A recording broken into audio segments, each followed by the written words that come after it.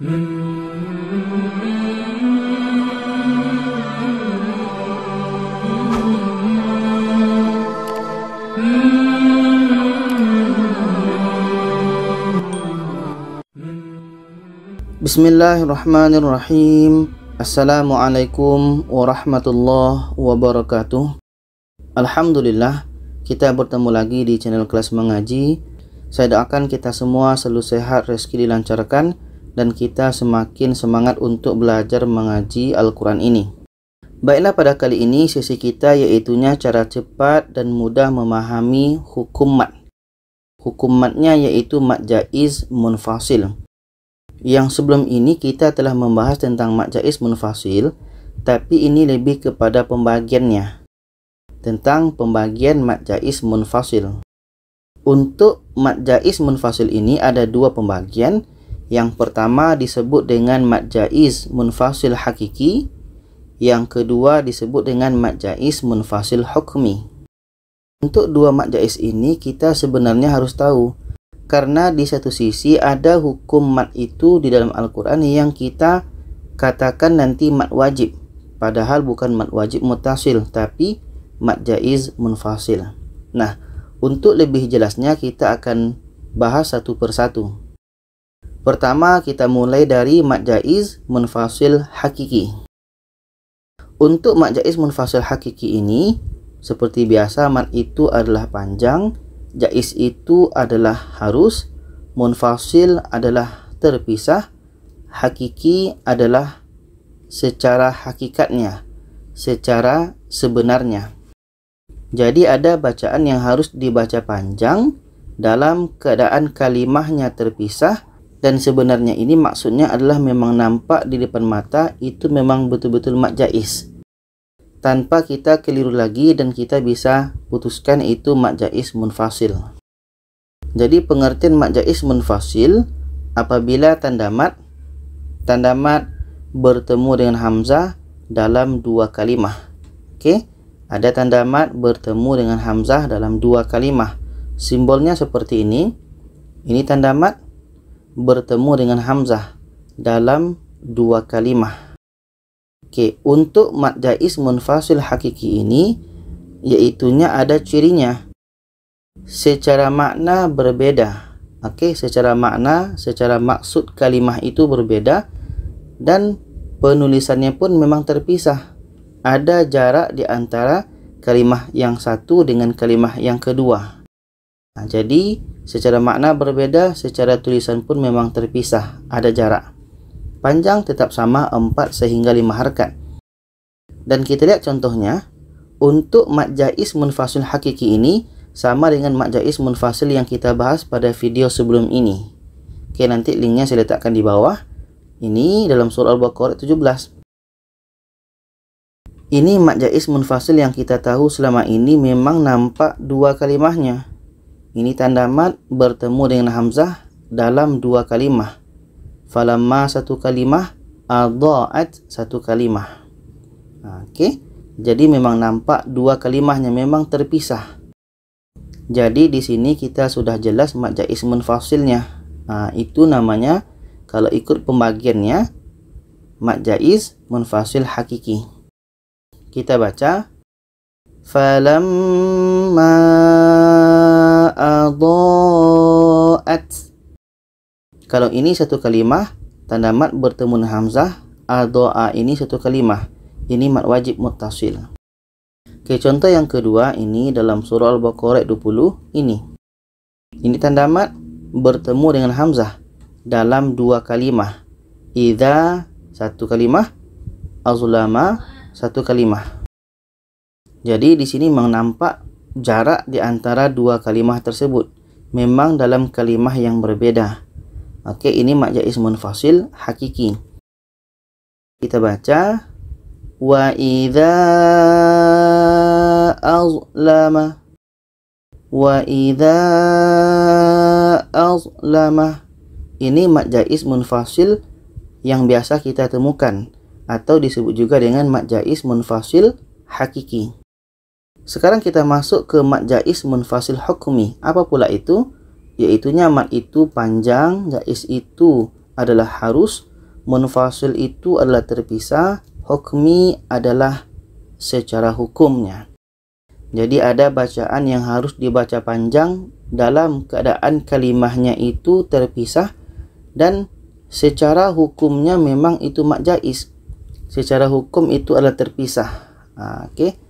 Jadi kalau kita ikutkan mad jaiz munfasil itu masih sama pengertiannya apabila tanda mad bertemu dengan hamzah dalam dua kalimah. Simbol masih sama, cuman cirinya, cirinya nggak sama. Untuk mad jaiz munfasil hukmi, ini cirinya. Secara makna berbeda. Secara makna berbeda, tapi dalam penulisan bersambung. Maknanya berbeda, penulisan bersambung. Kita nampak macam satu kalimah, tapi sebenarnya itu bukan mad wajib mutasil. Itu adalah mad jaiz munfasil hukmi. Atau bisa juga kita katakan dengan mad jaiz munfasil saja. Tapi kalau ikut pembagiannya, itu namanya mad jaiz munfasil hukmi. Panjang masih sama 4-5 harakat. Untuk lebih fahamnya kita akan lihat kepada contoh ini. Dalam surah Al-Baqarah ayat 14 ini, ya ayyuha. Ini mungkin kita mengira mad wajib karena macam dalam satu kalimah. Tapi sebenarnya ya ayyuha ini adalah dua kalimah. Seperti ini. Ya dengan ayyuha. Ya, di sini tanda madnya bertemu dengan hamzah. Ini. Jadi ya ayyuha ini walaupun secara tulisan adalah bersambung, tapi secara makna berbeda. Ya ini gunanya adalah untuk panggilan nida dalam ilmu bahasa Arabnya. Jadi ya ini artinya wahai, atau hai. Jadi kita baca ya ayyuhalladzina amanu. Jadi ya ayyuha ini tanda mad bertemu dengan hamzah dalam dua kalimah. Tanda mad bertemu hamzah dalam dua kalimah. Ini mad jaiz munfasil hukmi. Contoh yang kedua ini dalam surah Al-Baqarah ayat 33 ini. Ya Adamu, dia seperti satu kalimah, tapi secara hukum itu adalah terpisah. Ya dengan Adamu. Ya dengan Adamu. Ya satu, Adamu satu. Jadi secara makna ini terpisah. Ya wahai Adamu Adam, wahai Adam. Cuma secara tulisan bersambung. Makna ya adalah juga sama nida, panggilan. Kita baca. Qala ya Adamu ambihum. Qala ya Adamu ambihum. Ya Adamu, tanda mad bertemu hamzah dalam dua kalimah. Ya dengan Adamu. Ini mad jaiz munfasil hukmi. Yang ketiga ini dalam surah Al-Baqarah 179 ini. Ya uli. Ya uli nampak macam satu kalimah, tapi ini sebenarnya adalah dua kalimah. Ya dengan uli. Ya dengan uli. Ini tanda madnya bertemu dengan hamzah dalam dua kalimah, yaitu sama masih ya nida atau ya panggilan. Kita baca. Ya ulil albab. Ya ulil albab. Tanda mad bertemu hamzah dalam dua kalimah, mad jaiz munfasil hukmi. Contoh yang terakhir ini dalam surah Muhammad ayat 38 ini dan ini. Ada dua di sini. Jadi untuk ha antum itu dia nampak macam satu kalimah, tapi sebenarnya adalah dua kalimah. Ha dengan antum. Ha satu kalimah, antum satu kalimah. Tanda mad bertemu hamzah dalam dua kalimah. Ini mad jaiz munfasil. Sama dengan haulai ini ha dengan ulai. Ha satu kalimah, ulai satu kalimah. Jadi haulai ini tanda mat bertemu hamzah dalam dua kalimah. Oke, ini mat jaiz munfasil. Kita baca ha antum haulai tud'aun. Oke, kalau lai ini tanda mat bertemu hamzah, ini dalam satu kalimah. Ini baru mat wajib muttasil. Jadi ha ini maksudnya adalah tambih atau peringatan. Jadi kalau kita buat kesimpulan, ini mat jaiz munfasil terbagi dua. Yang pertama mat jaiz munfasil hakiki, yang kedua mat jaiz munfasil hukmi. Kalau yang mat jaiz munfasil hakiki ini secara makna berbeda, secara penulisan pun terpisah, ada jarak. Kalau mat jaiz munfasil hukmi, secara makna juga berbeda, tapi secara penulisan adalah bersambung. Jadi letak bedanya adalah hanya pada penulisan. Yang ini terpisah, yang ini penulisannya bersambung. Sekarang kita akan melihat kepada Al-Quran untuk membedakan secara langsung antara dua mat ini. Ini dalam surah Al-Baqarah ayat 30 sampai 33. Seperti yang saya janjikan pada video sebelum ini, pada video mat wajib muttasil, saya akan bahas ayat ini kembali untuk menampilkan dua mat itu, mat wajib muttasil dengan mat jaiz munfasil. Sekarang kita lihat dua hukum tersebut, mat wajib muttasil dengan mat jaiz munfasil. Kita mulai. Lil malaikati, tanda mat bertemu hamzah dalam satu kalimah, mat wajib muttasil. Qalu ataj'alu, tanda mat bertemu hamzah dalam dua kalimah, mat jaiz munfasil. Ikut pembagiannya mat jaiz munfasil hakiki. Tapi kalau kita ingin mengatakan hanya mat jaiz munfasil pun boleh. Kita teruskan. Ad-dima'a, tanda mat bertemu hamzah dalam satu kalimah, mat wajib muttasil. Inni a'lamu, tanda mat bertemu hamzah dalam dua kalimah. Inni dengan a'lamu, mat jaiz munfasil hakiki. Atau bisa juga kita panggil dengan mat jaiz munfasil saja. Ini ayat 30, kita teruskan ayat 31. Asma'a, tanda mat bertemu hamzah dalam satu kalimah, mat wajib muttasil. Al-malaikati, tanda mat bertemu hamzah dalam satu kalimah, mat wajib muttasil. Bi asma'i, tanda mat bertemu hamzah dalam satu kalimah, mat wajib muttasil. Haulai, ha'u, tanda mat bertemu hamzah dalam dua kalimah, mat jaiz munfasil hukmi. Oke, mat jaiz munfasil hukmi. Kalau kita ingin bilang mat jaiz munfasil pun bisa. Nah, kalau kita susah untuk menyebutnya hukmi pula hakiki, sebut saja mat jaiz munfasil. Ini adalah dua kalimah, ha dengan u.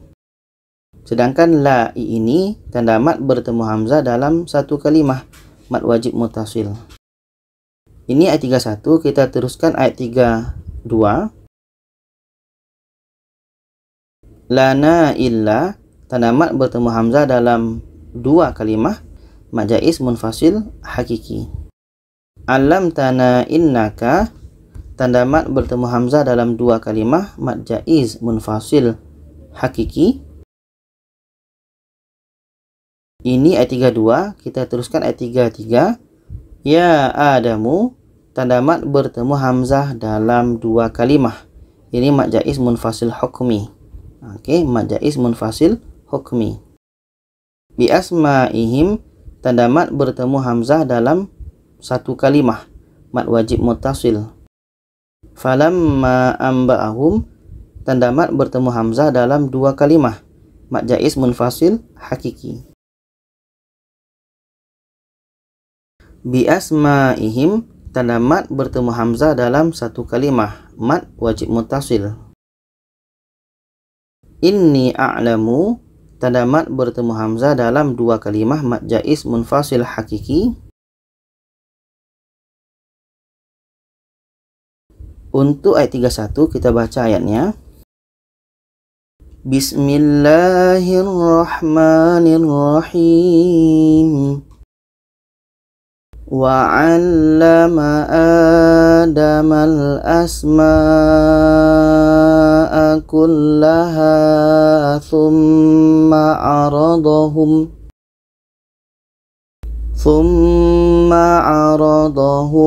'alal malaikati faqala anbi'uni